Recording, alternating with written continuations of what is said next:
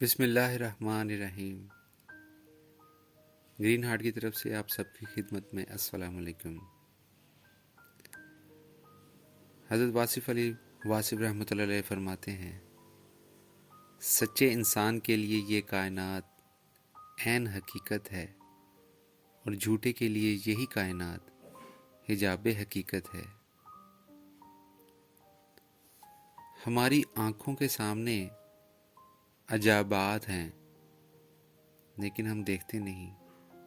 ایک معمولی سی بے عقل بے شعور گائے کتنا بڑا کرشمہ ہے، فطرت کا عجوبہ ہے، گھاس سے دودھ بنانے والا حیرت انگیز کارنامہ۔ ہم کیوں نہیں دیکھتے؟ اگر اللہ تعالی رحمت کے جوش میں مخلوق کو معاف فرما دے تو کیا ہوگا؟